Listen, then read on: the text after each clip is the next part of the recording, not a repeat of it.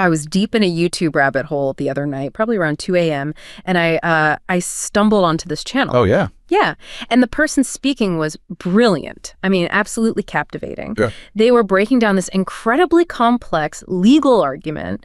And for the first time, I was actually following it. I was completely hooked on the content. Right. But I couldn't stop staring at their face. They were sitting in their office, and the only light source was, you know, one of those harsh built-in ceiling lights positioned directly above their head. It created these two deep, dark pools where their eyes should have been, and every line on their face was just exaggerated into this sharp, unflattering shadow. I can picture it perfectly. It was so distracting, it honestly made them look a little sinister, like a villain in a movie explaining their master plan. Right. And I remember thinking, you know, this person is an expert in their field. They've clearly spent days researching this topic. And yet I'm completely fixated on how they look like they're being interrogated in a cheap detective show. The lighting completely undermined the content. Completely. And that's when it hit me just how powerful this one single element really is. And that, for us, is the entire mission of this deep dive. We are investigating the secret psychology of lighting. We're moving beyond just the anecdotal observation that, you know, bad lighting is distracting. Right.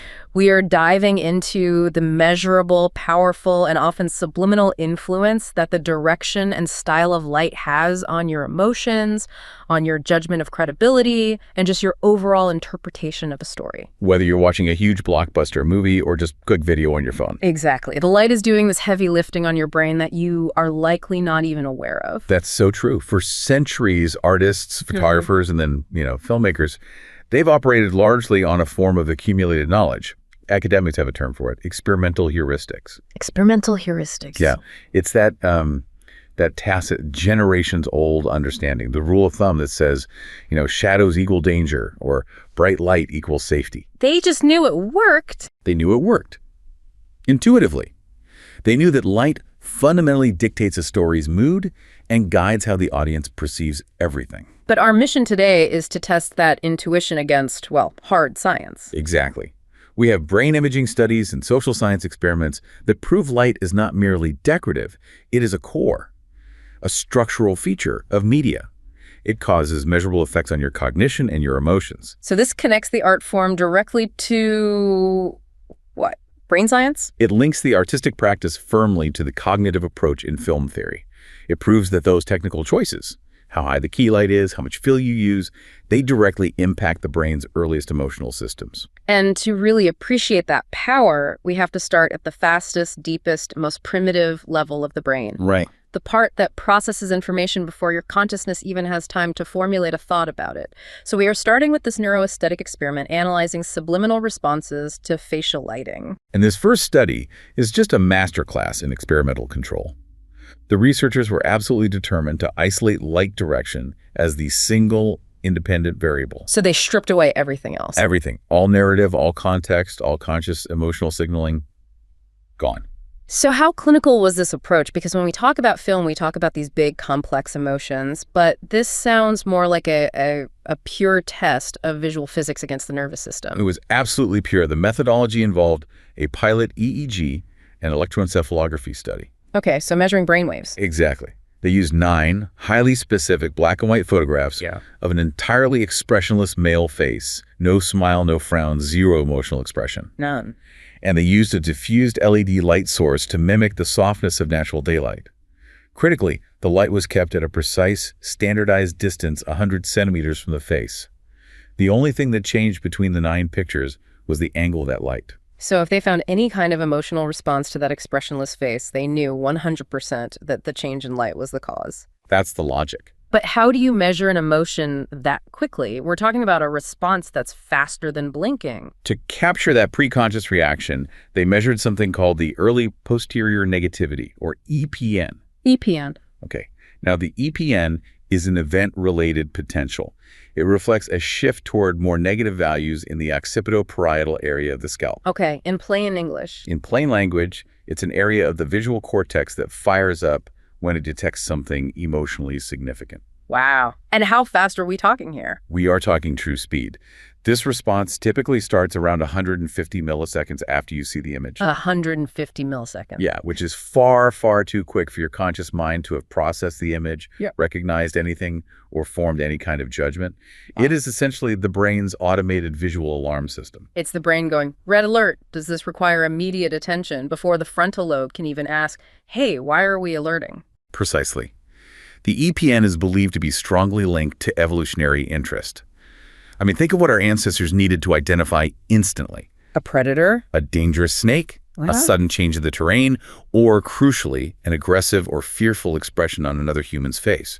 If the visual input is unusual or unexpected or potentially threatening because it's hard to recognize, the EPN spikes. So to establish what counts as unusual, they needed a control, right? The emotionally neutral state. They did. And that's the lighting style we see everywhere, from portrait photography to the nightly news, the 45-degree key light. That's the gold standard. A 45-degree key light, when placed slightly above the subject, is so effective because it honors the expected direction of light from above, like the sun, while creating that classic subtle shadow under the nose and chin. The Rembrandt triangle, right? Often called the Rembrandt triangle, yes. This setup reveals the entire facial topography. It gives the subject a clean three-dimensional depth, and it clearly separates them from the background. The hypothesis was confirmed. This traditional, comfortable setup was the emotionally most neutral baseline. No alarm bells. Okay, so now we know what makes the brain comfortable. Let's talk about what makes it uncomfortable. What specific light directions elicited a statistically more negative EPN compared to that neutral 45-degree setup? Right. What throws the brain into a subliminal state of negativity or threat detection? They identified 3 primary culprits that triggered a stronger early emotional response, and each one shared a common feature.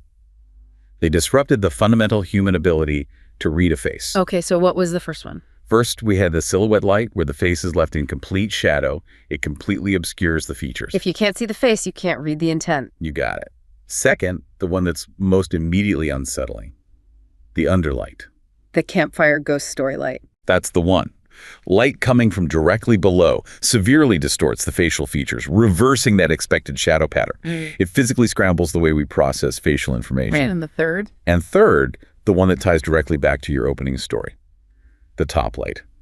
This is harsh light coming from directly above, which causes the eyebrows and forehead to cast deep shadows, essentially, hiding the eyes. That top light is the villain light. Why are the eyes so critical here for that immediate preconscious reaction? Well, the eyes are just the gateway for social communication and threat assessment. We use eye direction to gauge attention, to read micro-expressions, to establish mutual gaze. It's how we connect. It is. Researchers like V.S. Ramachandran have theorized that disrupting these expected visual patterns, particularly around the eyes, triggers a defense mechanism. When you hide the eyes or scramble the shadow pattern, like the top light and underlight do, you impede recognition. And that's a problem. A big one. Since face recognition is evolutionary priority number 1 for social safety, disrupting it triggers that rapid negative EPN response. It tags the visual input as potentially problematic or threatening. And the underlight, that must be even more extreme. The underlight in particular is interesting because it can make the face temporarily unrecognizable as a standard human face. It often causes these grotesque distortions. That registers immediately as a visual disruption that demands attention. I see the evolutionary link. If I can't read your intent, you are a potential threat. If the sun is always above us, light from below is unnatural and signals that something is fundamentally wrong with my environment. That's the ecological consideration, absolutely. But the findings provided a deep practical nuance here, especially for filmmakers and content creators, and it's all about the importance of the eyelight. Let's unpack that eyelight finding because it sounds profound. It demonstrates just how specific the brain's signaling system really is. It really is. Yeah. So they tested variations of the silhouette light. Silhouette light alone, the face completely blacked out, registered a strong negative EPN. The brain detected a threat. Object present, but identity unreadable. Okay, makes sense. But then they manipulated the image in a tiny, tiny way. They added an eye light, just 2 small white dots simulated in Photoshop, placed to mimic light reflecting in the eyes. The catch light. The catch light in photography, exactly. When they showed the silhouette light with the eye light, the negative response vanished. It did not differ statistically from the neutral 45-degree light. Get out. So the brain's threat system, operating at 150 milliseconds, is so sophisticated that a tiny glint of light, a reflection, is enough to reassure it that the face is still there, it's still alive, and possibly still readable. That's the remarkable mitigation. That is incredible. It's a phenomenal confirmation of a long-held artistic intuition. Filmmakers, particularly in genres like horror or noir, know that if they want a character to feel truly removed, truly evil, maybe even dead, they have to kill the catchlight. But if they want the villain to feel present. Exactly. Manipulative, but present. Even shrouded in shadow, they make sure that tiny glint of light catches the eyes. It confirms to the audience, subconsciously, I can see you and you can see me. This moves light from a general feeling of, darkness is bad, to a highly specific, measurable component of psychological perception. It shows us that if you are creating content, even in a dark interview, making sure that subtle catchlight is there is not just stylistic. It's an immediate override of the audience's pre-conscious threat detection system. Wow. Exactly. And this concludes the physiological measurement and brings us to the next challenge. How do we move from that instantaneous subliminal brain reaction to a conscious feeling, like when you're actually watching a movie and you feel the suspense? To conscious, complex narrative interpretation. And this is where academia has historically had a bit of a gap. Right, because filmmakers operated by those experimental heuristics, they knew shadows worked to create tension, but they didn't have the empirical proof for why audiences consciously experience mood or genre the way they did. Exactly. This next study aims to close that gap.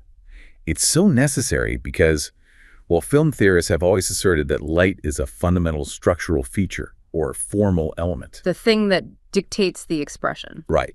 But most media effects research only focuses on content. What the characters say, what the plot does. This study isolates the lighting as the primary tool of interpretation. So before we dive into the methodology, let's just precisely define the 3 classic lighting styles they tested. Let's move beyond just simple descriptions to the technical details. Let's start with high-key lighting. High-key is all about brightness and minimizing shadow. Technically, this is achieved by ensuring a very low contrast ratio. Okay, contrast ratio. Meaning the light in the shadows, the fill light, is nearly as intense as the main light, the key light. You get this bright overall illumination, very low contrast, and virtually no sharp defined shadows. And the psychological function of that is? Historically, it's associated with early cinema, which has technical limitations, and then later with genres like comedy, romance, musicals. It signals joy, safety, cleanliness, and leads to a positive, upbeat interpretation of characters and events. If you can see everything, there's nothing to hide. That's the idea. Okay, next, the dramatic opposite, the style that is all about sculpting with shadows. Low-key lighting. Low-key is defined by its high contrast ratio. The key light completely dominates, and the fill light is minimal or just non-existent, leaving huge portions of the frame in deep, consuming shadow. And they often use backlights. Oh yeah, hard backlights are often employed to give the subject a sharp outline, to separate them from the darkness. And this is the language of? Film noir, mystery, thrillers. It triggers feelings of danger, suspense, mystery, suspicion, and it often leads to a villainous, or at least complex, character interpretation. Is what the master cinematographer John Alton called painting with darkness. The shadow is the content, not the absence of light. Love that. Okay, and finally, the style that tries to reject all that artifice, available light. Available light is defined by the lack of craft or manipulation. You're just using the light that's naturally present in the environment. The sun through a window, a single practical lamp, and it often results in visually inconsistent or, frankly, messy light. And what does that signal to us as an audience? Its historical association is with documentary, guerrilla filmmaking, and genres that really prize realism, like mumblecore. The goal is often to trigger feelings of truthfulness, raw authenticity, and grit. The idea that the filmmaker hasn't interfered with the reality of the scene. So the methodology they used to test these 3 styles was critical because it needed a stable but ambiguous plot. Tell us about the thing they used. The stimulus was a 10-minute silent film titled Refuse Reclamation and Analysis. Okay. The plot itself was constructed to be intentionally ambiguous and suspenseful. The narrative follows a man, JJ, who loses his job, tries to win some money, and just hits rock bottom. This leads him to start this peculiar detective service focused on analyzing people's trash to find clues about their lives. And this leads him to a character. To an ambiguous female character named Lana, whose intentions are completely unclear. So we have a plot that is inherently dark, job loss, desperation, a gritty detective premise. But the ultimate outcome and the key characters' motivations are completely open to interpretation. The perfect environment for lighting to step in and define the emotional core. Exactly. So they shot the exact same film. Same script, same actors, same blocking, same edits. 3 different times. The only variable that changed was the lighting setup. High key, low key, or available light. And participants watched one version, and their conscious emotional responses were measured for. What were the categories? They measured for lightheartedness, so positive emotions, suspense, tense, mysterious emotions, and rawness, real gritty emotions, across 3 distinct time points in the film. Okay, let's jump into the results, starting with the finding that confirmed what a century of artistic intuition: suspense. The finding was powerful and unambiguous. The hypothesis that low-key lighting would elicit significantly higher reports of suspense was strongly supported. Across all measurement points, the low-key condition produced significantly higher scores for every negative valence emotion: mystery, tension, fear, malice, intrigue. Compared to both of the others. Compared to both high key and available light, yes. So this confirms the foundational theory of congruency, doesn't it? The dark, suspenseful plot is perfectly matched by the shadowy, high-contrast lighting, and that synergy maximizes the intended emotional impact. That is the core mechanism. The lighting and the plot were congruent, meaning the lighting served to powerfully augment the experience. The emotional response tracked in unison across all 3 time points, which suggests that the visual environment stabilized and intensified the audience's perception of the narrative's inherent tension. Now, here is where the results get controversial and, honestly, super counterintuitive: lightheartedness. The hypothesis, based on traditional film studies, was straightforward. It seemed obvious. High-key lighting, the bright, cheerful style, should lead to higher reports of positive emotions like happiness and joy. But that's not what happened. Not at all. The results showed the exact opposite. Low-key lighting, the shadowy style traditionally associated with noir and despair, produced higher scores for lightheartedness, joy, and optimistic feelings than the high-key condition did. Wait, hold on. I need to challenge that. If the lighting is darker, more shadowy, and creates more suspense, how on earth did it also make people feel happier than the version that was explicitly lit to feel happy? I know it sounds like a statistical anomaly, but it wasn't. That was the immediate analytical challenge.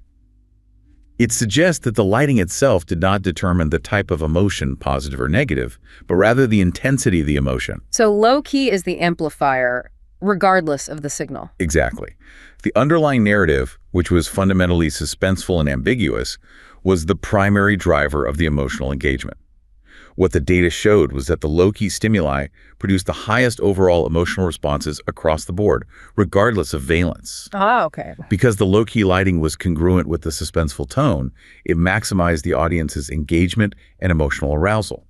And once the audience is highly aroused, every subtle emotional nuance, the dark humor in the trash detective service, the small moment of hope when the protagonist meets Lana, is also felt more intensely, and that includes the positive feelings. Whereas the bright, cheerful high-key lighting, because it was incongruent with the story of failure and mystery, it actually muted all the emotional intensity. The audience experienced a psychological dissonance. This story feels dark, but it looks like a toothpaste commercial. That dissonance acted as a damper on everything. That's the key takeaway on the emotional dynamics. The conflict between the suspenseful plot and the bright, happy, high-key lighting likely caused this dissonance, lowering the overall emotional immersion and resulting in lower scores for both lightheartedness and suspense. The audience was just less engaged and less moved when the light and the story didn't match. And this leads us to perhaps the most significant finding for anyone creating content or marketing something.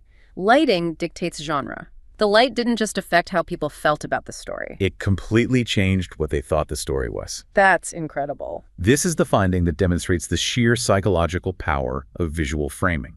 Participants were shown the same ambiguous, suspenseful plot, but they overwhelmingly identified the genre based purely on the lighting style, even overriding the content they had just witnessed. Give us the hard numbers on that genre classification. Okay, for the identical film lit in high key, 74% of participants identified the genre as comedy. A comedy? For the film lit in low key, 67% identified the genre as film noir. 74% classified a story about a desperate man analyzing trash as a comedy, purely because it was brightly lit.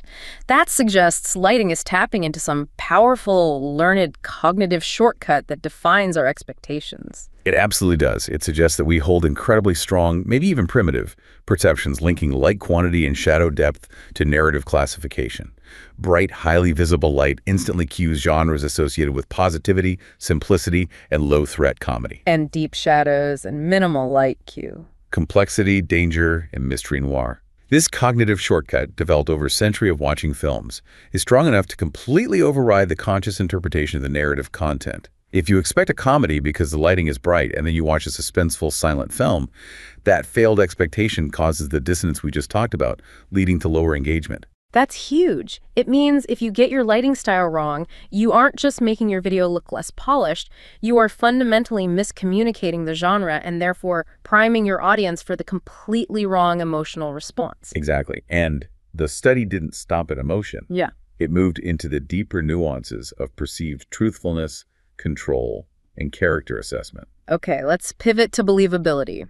We're talking about a fictional narrative, but the audience still assesses how real or believable the events and characters seem. Right.